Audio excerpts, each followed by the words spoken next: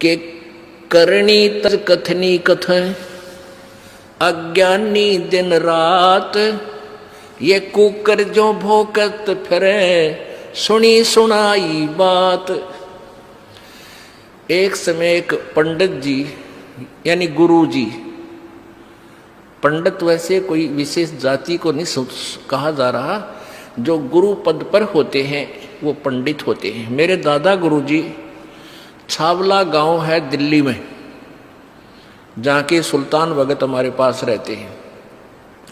उस छावला गांव के जाट थे और उनको एक संत मिल गए। बचपन से 17-18 साल की उम्र में वो घर त्याग कर उनके साथ चले गए, काशी विद्यापीठ में पढ़ाई की तो वो पंडित कहलाए। खरगोदा के पास गोपालपुर में उन पंडित चिदानंद जी उनका नाम था और पंडित की उपाधि से वो सुशोभित थे। जाट होते हुए वो पंडित कहलाए। और मेरे गुरुदेव इस परंपरागत ब्राह्मण जाति से थे। गांव पैतावास बड़ा, जिला भिवानी, और भिवानी दादरी रोड पर 1 किलोमीटर जाते समय दादरी साइड में, राइट साइड में अंदर की तरफ बड़ा पैतावास, वहाँ के ब्राह्मण थे। ब्राह्मण कुल में जन्म था, लेकिन वो अपने आप को ब्राह्मण नहीं कहते थे, वो संत कहते थे। अब यहाँ पंडित की उपाधि यानी जैसे शास्त्री की उपाधि, ज्ञानी की उपाधि होती है, विशेष किसी एक शास्त्र के ज्ञाता को पंडित कह देते। तो एक ऐसा कथावाचक पंडित जी यानी गुरु जी एक दिन एक उसके साथ उसका साथी शहर जा रहे थे। वो पंडित जी प्रतिदिन एक कथा करया करता, नित्य पाठ करता था रामायण का। उस दिन उसने सोचा कि आज यदि रामायण का पाठ करूंगा तो लेट हो जाऊंगा, 4-5 किलोमीटर पैदल चल के ट्रेन पकड़नी है स्टेशन से। तो वो उसका साथी और वो दोनों ही चल पड़े। उसने सोचा ट्रेन में बैठ के 1 घंटे 1.5 का रास्ता है, ट्रेन में बैठ के वहां अपनी नित नियम कर लूंगा। तो उन्होंने जाते टिकट ली, आते गाड़ी आ गई, उस कंपार्टमेंट में चढ़ गए, डब्बे में चढ़ गए। अब ब्राह्मण वेशभूषा थी, लाल अंगोछा ले रहे थे, तो उसे ब्राह्मण समझा जाता ये विद्वान पुरुष है।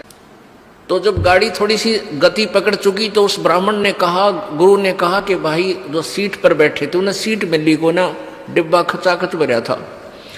उस ब्राह्मण ने कहा सीट पर विराजमान यात्रियों से कि कृपा आप सीट छोड़ दीजिए। वो कहने लगे क्या आप रोगी हो कि नहीं? तो क्या करोगे? कि मैं कुछ पाठ करता हूँ रामायण का, आज मैं जल्दी का मारा नहीं कर पाया घर पे, यहाँ बैठ के अपना भगवान का कुछ कथा पढ़ लूँगा। तो उन्होंने खाली कर दी एक पूरी सीट कि आप कथा कर, अपना नित्यनेम भी करो और हमें भी सुनाओ, कोई कथा हमें भी सुनाओ, हमारा भी टाइम पास हो जाएगा और भगवान की कथा सुन लेंगे। बड़ा सौभाग्य हुआ आप हमारे को कथावाचक मिल गए। अब पंडित जी ला गया सुनान।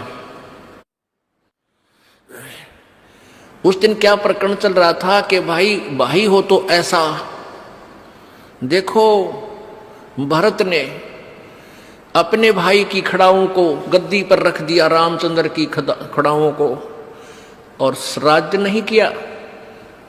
स्वयं जमीन को 6 इंच नीचे खोद कर वहां बिस्तर लगा लिया। और जब रामचंद्र जी वापस आए उनका राज सहर्ष लौटा दिया। भाई हो तो ऐसा, भाई हो तो ऐसा। अब जो सुने थे कथा उन्होंने ताड़ी पीटी कि वाह ब्राह्मण, वाह पंडित जी, तोड़ पाड़ दिया, वाह बड़ी बढ़िया कथा सुनाई। वहां एक व्यक्ति बैठा था, उसी ट्रेन में एक यात्री था, उसको खोज थी एक कथावाचक की। और अगले दिन ही उसने कथा निर्धारित का समय रखा हुआ था और आसपास सभी को आमंत्रित किया हुआ था। और जिससे उसने कथा करानी थी वो कितना दूर चला गया लालची। अब वो किसी और की तलाश में था। उस व्यक्ति ने उस ब्राह्मण से कहा कि मात पंडित जी, आप हमारे गांव चलो, हमने ऐसे ऐसे एक पाठ का दिन निश्चित कर रखा है और आप हमारे यहाँ कथा कर दो, कल से शुरू करनी पड़ेगी। तो कहने लगा नहीं, कल नहीं चल सकता, मैं कल नहीं चल सकता, मुझे समय नहीं। और भी कहने लगे यात्री के महाराज जी, आपका तो रोज का काम यही है, इनका आंट लाग रही है और आप कर दो। सब कहने लगे नहीं नहीं, मैं नहीं करूँ, मैं नहीं करूँ। तो वो कहने लगे जी, सा कोई खास काम हो तो हम कर देंगे आपके काम को, आप इनके कथा कराओ। नहीं, ये काम तुम्हारे से नहीं होगा, मेरे से होगा। अब उन यात्रियों ने काफी जब कहा, उसने तो ना बताई कि ये बीमारी है। उसका जो साथी था वो बोला भाई मैं बताऊं, यो कल तक किसी कीमत पर नहीं कर सकता। क्यों नहीं कर सकता? कि इसने अपने छोटे भाई पर मुकदमा कर रखा है, एक कुर्डी के खड्डे के ऊपर इनका बंटवारे का रोला है और मैं इसका गवाह हूं भाई। और कल कोर्ट में तारीख से अरे थारा नाश जाइयो। हाँ, वो कथा तो सुना रहा है भाई, हो तो ऐसा राज भी त्याग दिया। और आप भाई ने कहा दाव कुर्डी का खड़ा, एक रूढ़ी का खड़ा होता है मेरे ख्याल में 20 बाई 20 फुट का, और उस पर मुकदमा कर रहा, यो मेरा, उन्हों का मेरा है। और कथा सुनावे भरत और राम की। इसके लिए बताते हैं कबीर परमेश्वर जी कहते हैं, भाई करनी तज कथनी कथ, ये अज्ञानी दिन रात, और कुकर जो भौकत फिर ये सुनी सुनाई बात। छोड़ सतगुरु रामपाल जी महाराज जी की जय हो। परमात्मा की सही प्यारी क्या हुआ था ये करीब 2-3 दिन से यहाँ बैठे हैं ये लोग। दास के पास में जो प्रवेश भगत है एक दिल्ली वाला, क्लिप ले रहे मैं कर उसका दास के पास में फोन आया था 2 दिन पहले कि हम आपसे जयपुर में मिलना चाहते हैं, हम आपसे मीटिंग करना चाहते हैं, और आप ये जो बरवाला कांड की जो सच्चाई की जो पुस्तक आपने छापी है, जो कलयुगी भाई की साजिश बरवाला कांड, इसको आप भक्तों में बांटना बंद कर दो और आप जाके एक बार आप गुरुजी से मिल लो, हम आपको गुरुजी के पास में लेके चलेंगे। दास ने उनको मना कर दिया कि मेरे परमात्मा ने मुझे सारे सबूत मुझे दे रखे हैं, मुझे केवल उन सबूतों के आधार से मुझे केवल सच्चाई पे चलना है। तो उसके बाद में दास ने उनसे जमुल के मिलने की परमिशन नहीं दी। फिर इन्होंने क्या किया कि जोधपुर से डॉक्टर रामेश्वर भगत जी हैं, जो कि बल्कि डॉक्टर हैं, नशा मुक्ति केंद्र वहाँ पे वो चलाते हैं। इन्होंने उन भगत जियों को जो बल्कि मोहरा बनाया कि हम डॉक्टर भगत जी को बीच में डाल के हम पवन से हम जयपुर में हम मिलें। तो फिर जो प्रवेश था दिल्ली वाला, उसने डॉक्टर रामेश्वर जंगड़ जी जो जोधपुर से हैं उनको फ़ोन किया, उनको जयपुर बुलाया। और पहले ये लोग आए, खाली जो मतलब 3 आदमी थे, प्रवेश दिल्ली वाला और देशराज दिल्ली वाला, जो जो जो मतलब कि महेंद्र उर्फ जो मतलब मोहनलाल है, उसका खास आदमी है, राइट हैंड है वो। और डॉक्टर भगत जी को लेके और शिफ्ट गाड़ी में ये तीनों आए। डॉक्टर भगत जी का फ़ोन आया, दास ने कहा कि भगत जी आप दास के मतलब घर पे आ जाओ, यहीं पे उन भाइयों का भंडारा भी हो जाएगा। तो डॉक्टर भगत जी उनको यहाँ लेके आ गए, दास मार्केट से सब्जी वगैरह लेके आ गए उनके साथ में। वहाँ आए, बैठे, परमात्मा ने मतलब उनको चाय पिलवाई। उसके बाद में भक्तमती उनके लिए भंडारा तैयार करने लग गई और हम तीनों के आपस में बातचीत होनी शुरू हो गई। वो दास को सबूतों के आधार से कन्विंस नहीं कर पाए। अंत में देशराज भगत जी 10-15 मिनट बाद में यहाँ से उठ के बाहर चले गए। बाहर जाके उन्होंने कुछ मतलब फ़ोन वगैरह किया। उसके बाद में एक गाड़ी डीएल नंबर की और आई। गाड़ी का नंबर हम लोग जो मतलब देख नहीं पाए हम, खाली मतलब डीएल ही मतलब जो मतलब भगत जी बता रहे कि भगत जी ने देखा था कि खाली मतलब डीएल नंबर तक मुझे ध्यान है। और वो लोग यहाँ आए, उस गाड़ी में 5-6 लोग और आए तकरीबन। सारे लोग हथियारों से लैस थे, बेसबॉल रोड और हॉकी थी उनके पास में। सारे लोग मतलब कि जूतों समेत मालिक के दरबार में यहाँ अंदर आ गए। और आते ही सबसे पहले उन्होंने दास को थप्पड़ मारा। थप्पड़ मारने के बाद में जितने भी जो लोग थे सबने दास के ऊपर ताबड़तोड़ हमला कर दिया। तकरीबन 7-8 मिनट तक उन्होंने दास को हॉकी, बेसबॉल और रोड से जो मतलब नीचे पटक के उन्होंने दास को बुरी तरीके से मारा है। आज बंदी छोड़ का पंजा दास के हाथ पे था, वरना पुण्यात्माओं जिस तरीके से वो दास को मार रहे थे, जो मतलब भैंसा नहीं बच पाता, भैंसा भी उनकी मार से मर जाता, लेकिन साहिब की दया थी। और बीच में जो अपने जो डॉक्टर भगत जी हैं उन्होंने दास का बीच बचाव किया, नहीं तो वरना स्टूल उठा के वो लोग दास के जो मतलब सर पे भी जो है मारने की पूरी कोशिश कर रहे थे वो लोग। अब दास आप जी को थोड़ा सा पुण्यात्माओं दिखाना चाहेगा कि कहाँ कहाँ दास के जो है मतलब बेसबॉल वगैरह से जो चोटें आई है। पुण्यात्माओं यहाँ उन लोगों ने मारा है, पीछे कुछ हो सकता है पीठ पे भी दास की चोटें पड़ी हों। दूसरा इस तरफ यहाँ पे उन्होंने पूरा दास को बेसबॉल वगैरह से मारा है। नीचे भी लो। और उसके बाद में यहाँ देखिए पुण्यात्माओं, ये पैर दास का यहाँ से सूज रहा है, ये थोड़ा सा ऊपर ले बेटा, हाँ यहाँ से इन्होंने किया है अच्छी तरीके से बेसबॉल से। उसके बाद में यहाँ पे इन लोगों ने मारा है, जहाँ जहाँ उनको मन में आया उस तरीके से पुण्यात्माओं उन लोगों ने दास के साथ में जानवर जैसा व्यवहार किया है। और जो डॉक्टर भगत जी हैं, आप देखिए उनका भी मतलब होठ जो है ऊपर से टूटा हुआ है, उनके तो वहां पे चोट आई मतलब बचाव के दौरान। इधर लग गया भाई। पुण्यात्माओं, आप सभी मालिक के पुण्यात्माओं से दास की प्रार्थना है, ये सत्का मार्ग है, हमें इस मनवस जो मैनेजमेंट है उसकी किसी भी प्रकार की गिदड़ भभकी से हमें बिल्कुल नहीं डरना है। परमात्मा का मार्ग सत्य का है पुण्यात्माओं, विश्वास रखना, यकीन रखना, अंत में जीत सत्य की होगी।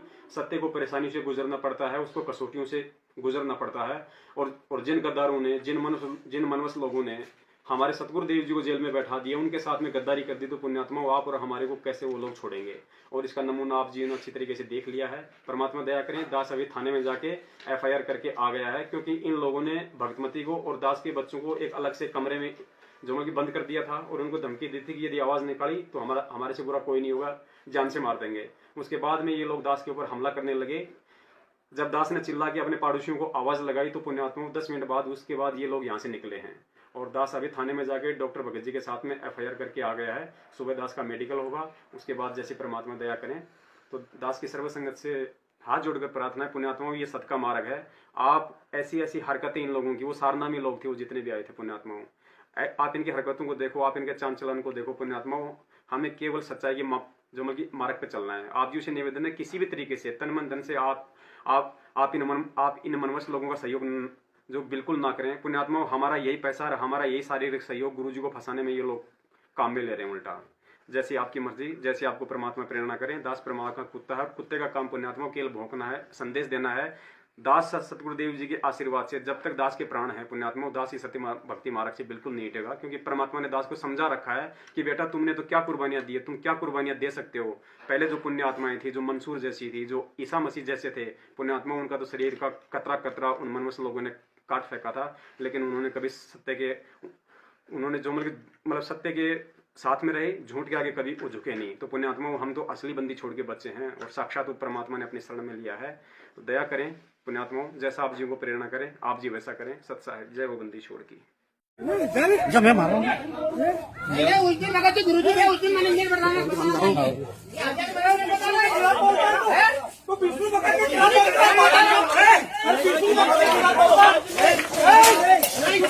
अभी लेके आतंकवाद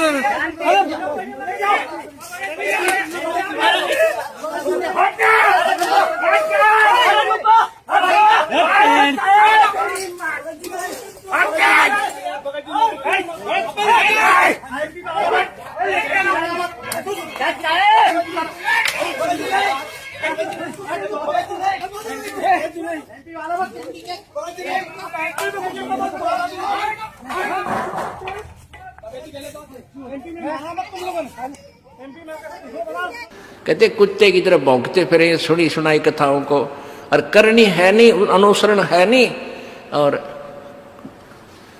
कथते फिरते हैं ज्ञान ज्ञान सुनावे दुनिया ने आप असर को ना। कहते पंडित और मसालची दोनों सूझे ना, औरों को करे चांद ना रहे आप अंधेरे में। बोलो सतगुरुदेव।